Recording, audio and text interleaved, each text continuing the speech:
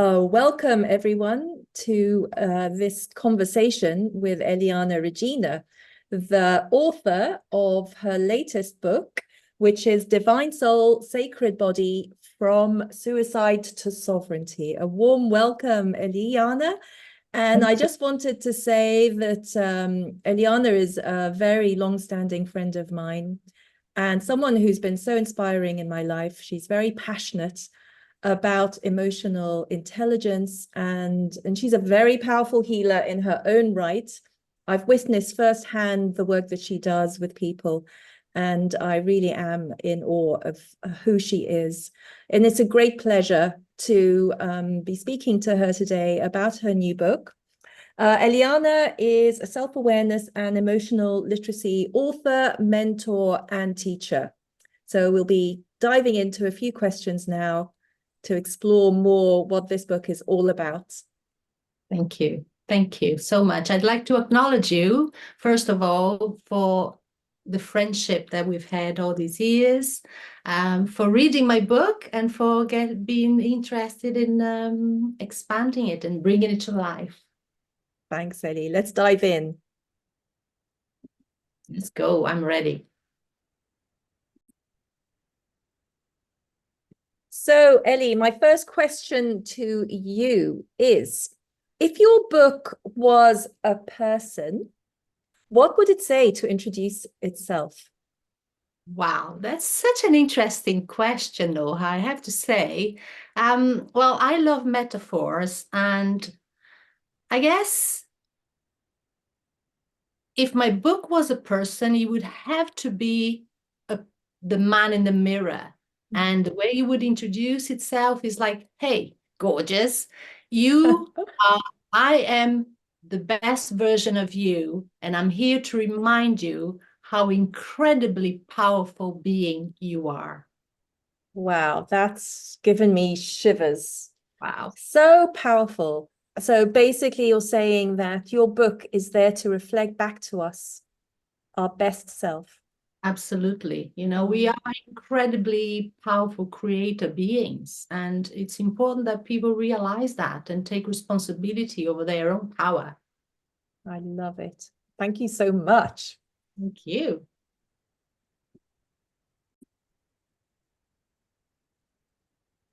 This isn't your first book, Eliana, to write, but so this book must be special. So by writing this book, what is your unique message to the world? Okay. Well, it's actually my second book, but this book is, I believe, to be in line with my life's purpose.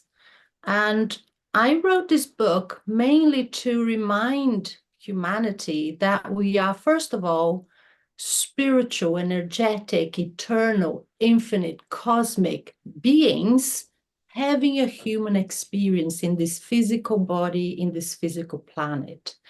And that is mainly the message. However, I'm also in my book telling a little bit about my own experiences of losing my husband to suicide and having my own suicidal thoughts and going through all the traumas and the wounds and dealing with my own emotional needs that really made me realize that emotional intelligence is something that it's so paramount for us human beings, because if I go back to saying, okay, so we are spiritual beings, we are a divine soul in a human sacred body here to have experiences.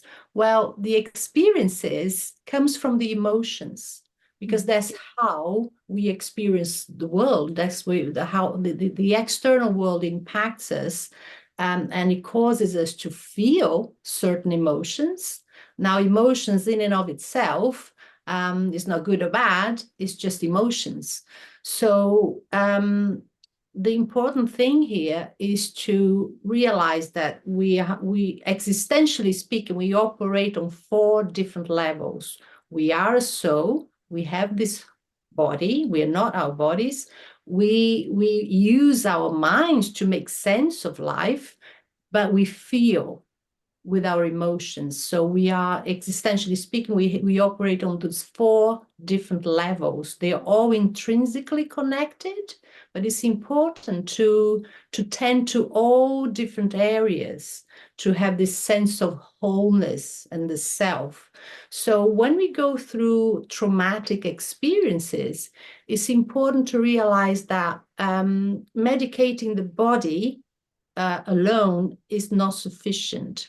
And even talking therapies in and of itself is not sufficient. In my own practice as a counselor, I realized that counseling in and of itself is not empowering enough. It wasn't empowering enough for me, and I felt it wasn't empowering enough for the clients that I worked with. So I came up with this metaphor to inform, inspire, and educate and empower individuals to realize that, yes, we're here on this, spiritual, physical, mental, emotional journey, and it's important for us to nurture all parts of ourselves.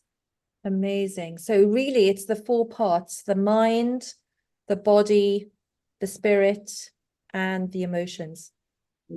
Absolutely. Emotions is key. For emotional intelligence is key here for our experiences and our existence. Absolutely. Yeah. Fabulous. Thank you so much. Thank you.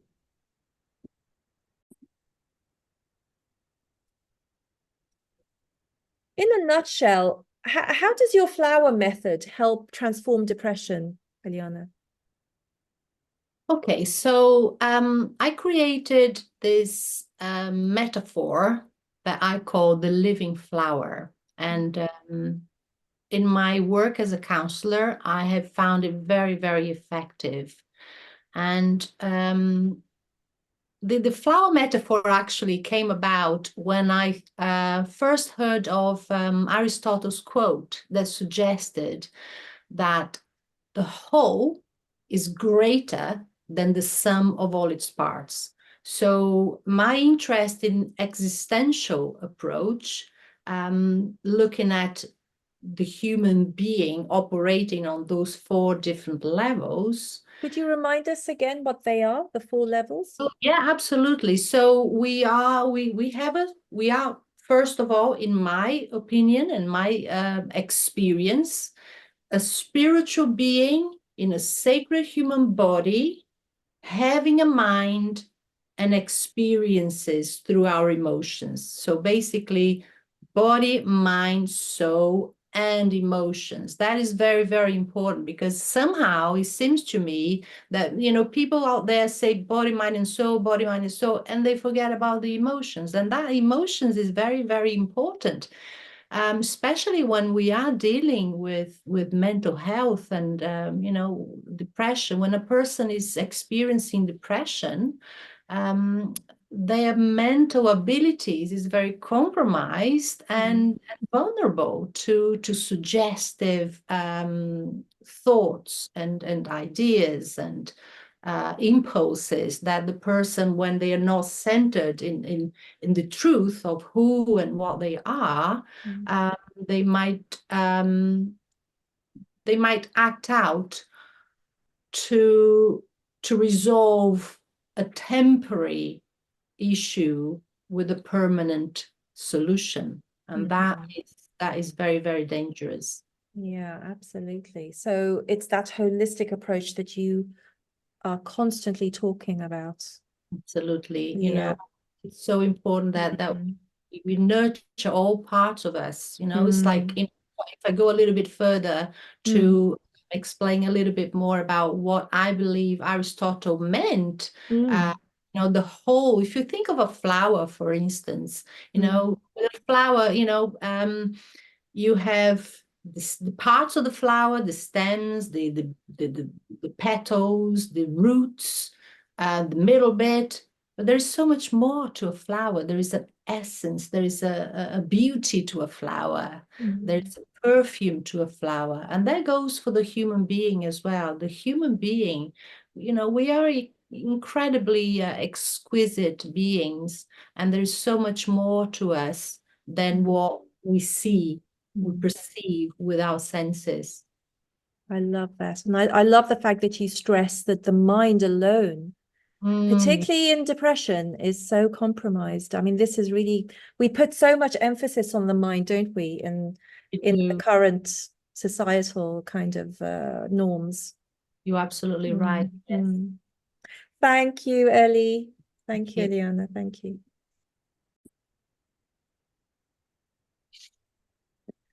Eliana, in your book, you write a lot about depression and particularly how it can lead to suicidal thoughts. What is depression, and how can you know you're depressed? Wow, such an important question, Noha. I'm so glad you asked me this. Well, basically, to put it simply, depression, just look at the word. Depression means the lack of self-expression. In our society, as we go through life and experiences, we tend to suppress those emotions that we are not able to deal with. And rather than asking for help or really expressing our needs, we tend to suppress that. And that is dangerous. It can, if something upsets you, and you just brush it aside, and then something else annoys you and you brush it aside, it's like, putting things under the rug, and then all of a sudden things mount up to really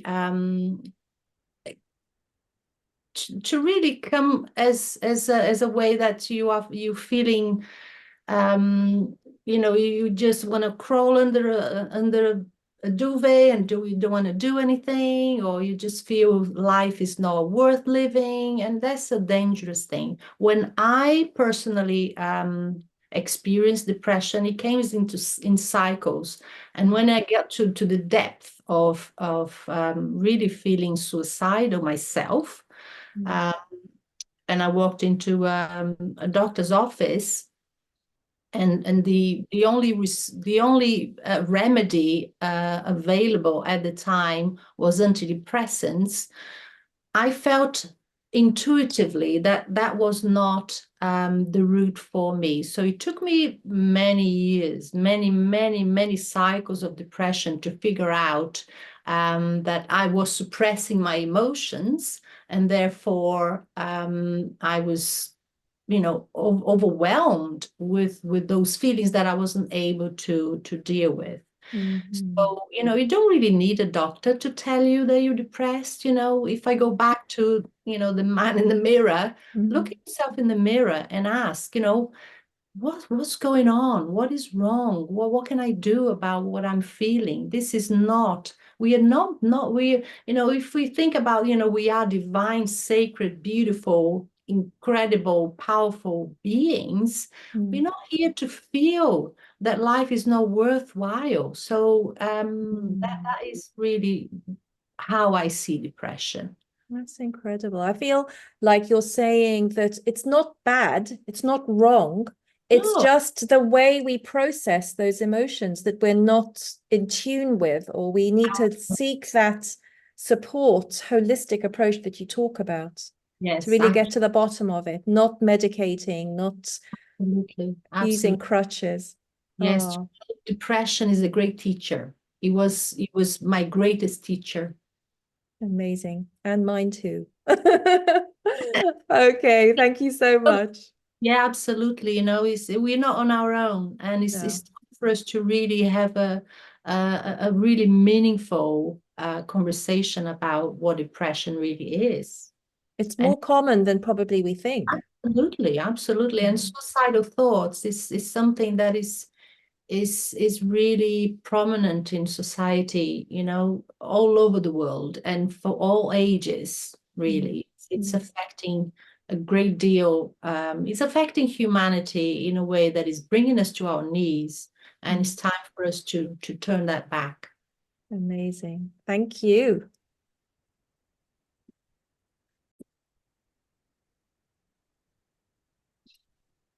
In your book, Eliana, one thing I noticed quite remarkably, quite starkly, is that you have had a very eventful life.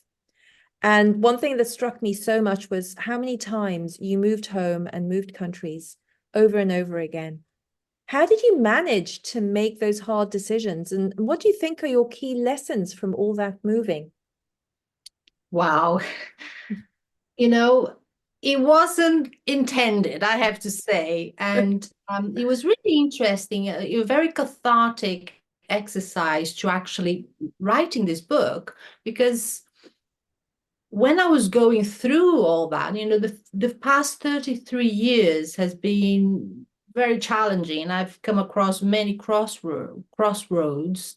But as I was going through those difficulties, um, I just allowed my intuition and my heart to lead the way. It was my heart that made me say yes to my Prince Charming.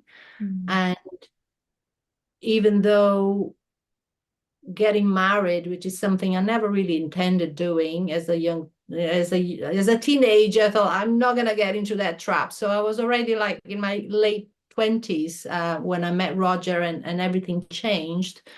But yes, it was really dropping into my heart. I would be faced with a very difficult decision, and I trained myself to listen to my heart over my head, because if I had listened to my reason, I would have not got married, for instance. And people might ask, if you could turn back the clock. My family might ask me that question many times. Would you have turned that down, and so that you would have not gone through what you did go through? And my answer, my honest answer is no, I wouldn't, because making that decision with the heart led me to where I am today and who I am today. So the main lesson really that I've learned is trust, really, to trust my heart, to trust my intuition, and to trust my inner world, not the external, dictating what I should or should not do. So yes, trusting. I trust my heart unconditionally, and I do not compromise that at all, ever. That's just so inspiring. That doesn't mean to say that I don't analyze things, because of course, like if I go back to the holistic approach, of course I need to, I'm not going to just jump at whatever. I need to put everything on the scale, but ultimately my heart leads the way, because the heart is the center of who I am, in terms of, is if I bring something else into the equation with those four different areas, the soul, which is the spiritual side of ourselves, the metaphysical side of ourselves, the physical body, the mental capacities that we have, and the ability to experience joy with emotions, but all that combines into the center of our hearts, which is the unconditional love, that it's important that every single individual learn to really love ourselves, love and trust ourselves unconditionally. It's very powerful what you're saying, and I think it takes practice. I mean, one isn't, it's not, again, customary to do that in our society, and so to keep practicing, and even if it doesn't work out, it's okay. You're building a muscle, aren't you? Absolutely. Yeah, you couldn't be. Yeah. Thank you, Eliana. Thank you. Eliana, you make a very brave claim towards the end of your book that suicide is a program. Now, what do you mean by this? Wow. Yes, it is bold and it is controversial, I have to say. But if I'm honest, it was the driving force of writing this book. Well, let's just say that if I may use a metaphor again, if we look, our body is a biological computer, let's say that way. And in that way, you know, we have this hardware, and then we need the software to operate. And we operate based on information. And information is what programs our subconscious mind to operate. So in my work as a counselor, I've realized that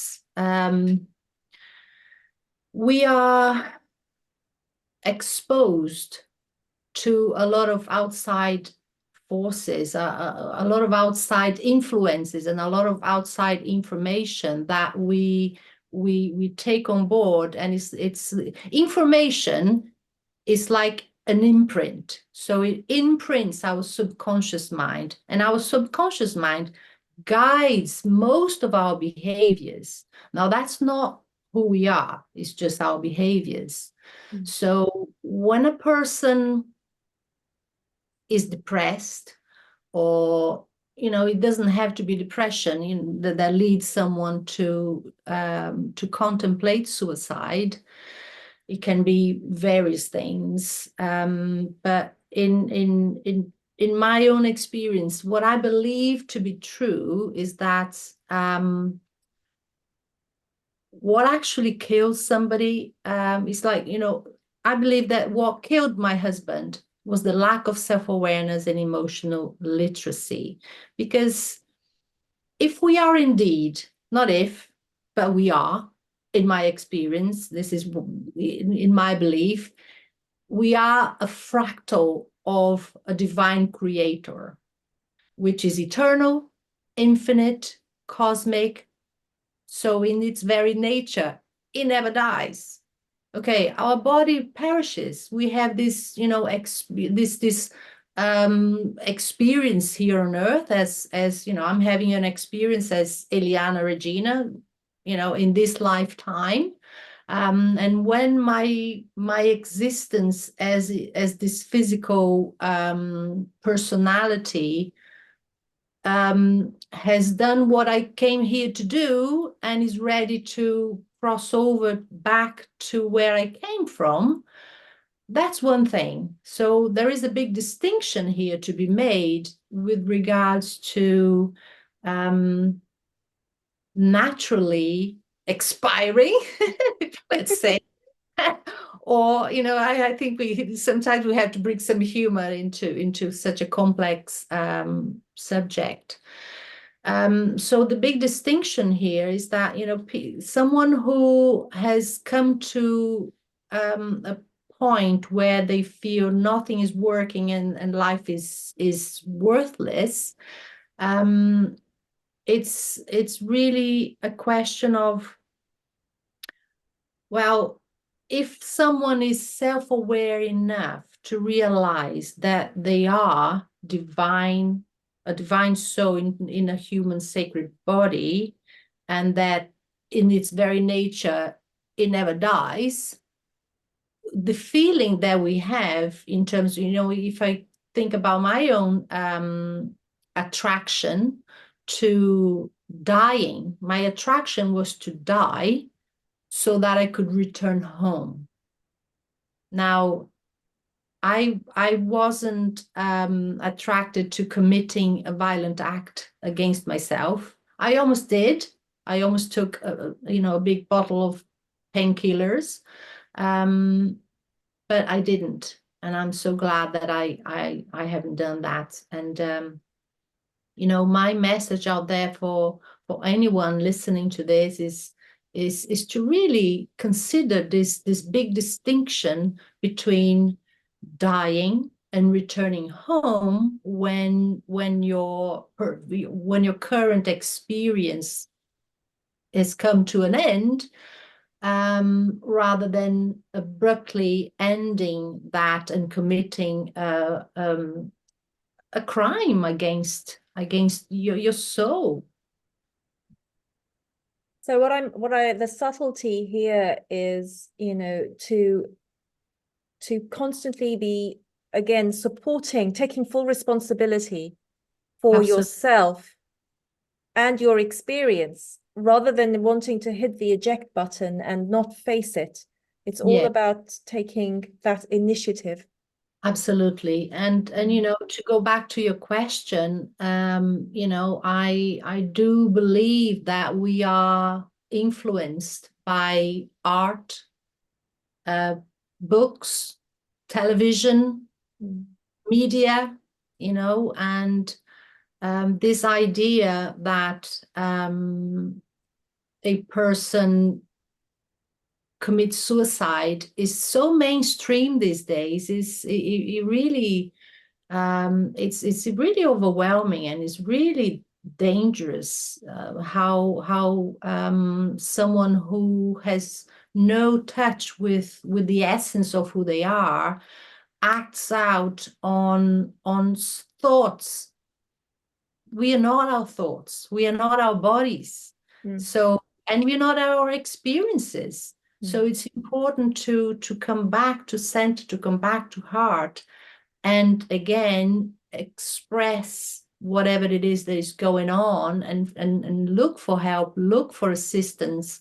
Talking therapies alone, unfortunately, I have to say that it's not empowering enough. The real work is to do the inner, to excavate your inner landscape and come to the realization of who and what you are and the power that resides within you. It's not making decisions with the mind. Fabulous. Does that answer your question? Absolutely. Thank you so much. And it's something to be aware of. And I think you bring a very new perspective to this, because even in your book, you mentioned that this isn't mainstream thinking, to put, to recognize the programming, as you put it, in all these various art forms that are subliminally feeding our subconscious mind, making even suicide an option. Yeah, absolutely. Because, like I said in the beginning of, answering this question, it really is it was the driving force of me writing this book in the first place, to kind of move from suicide into a state of sovereignty. And that is really, a main message that I would like to share. Wonderful. Thank you so much, Eliana. Thank you.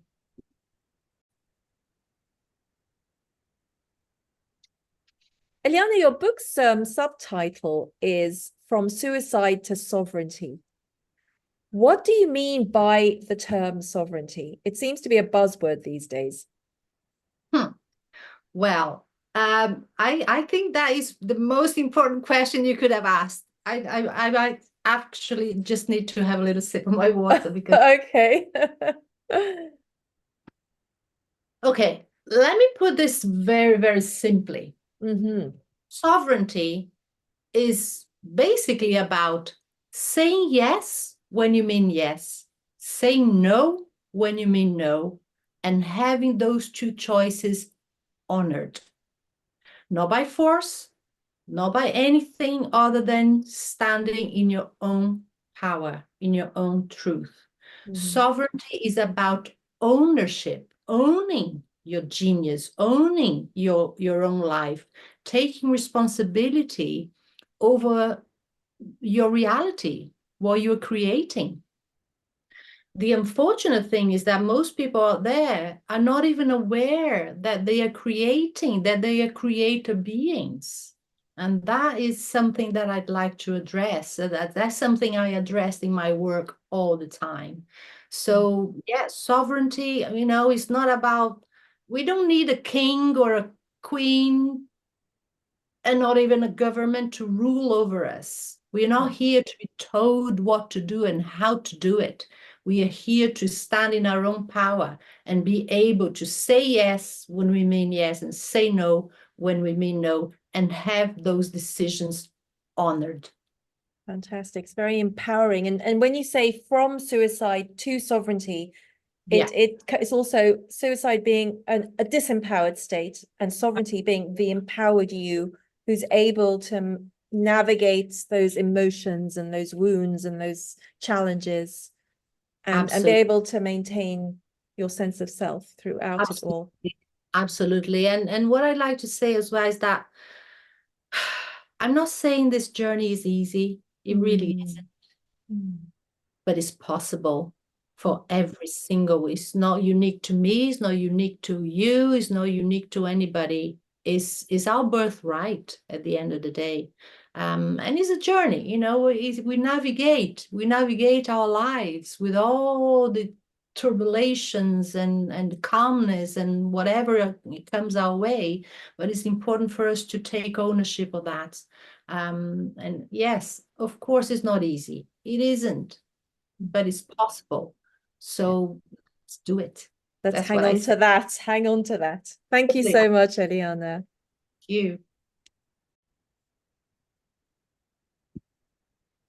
Eliana, I just wanted to thank you so much for answering the series of questions, although we may be publishing them individually.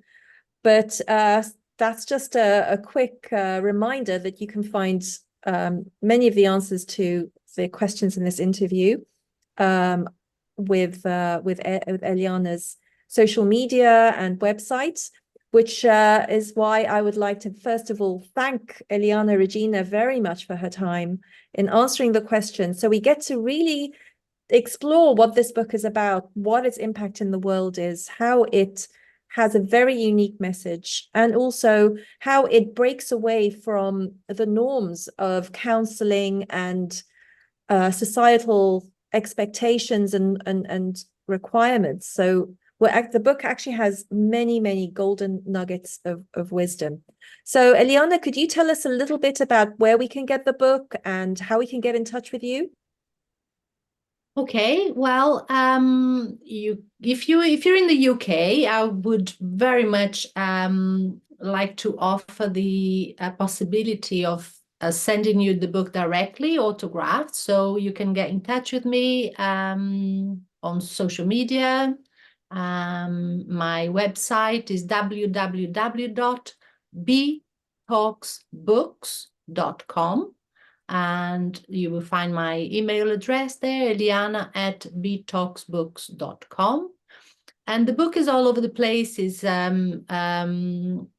obviously Amazon, but it's also in worldwide, in all retailers, Barnes and Nobles, and it's everywhere really. But if you like an autographed copy, you can get in touch with me directly.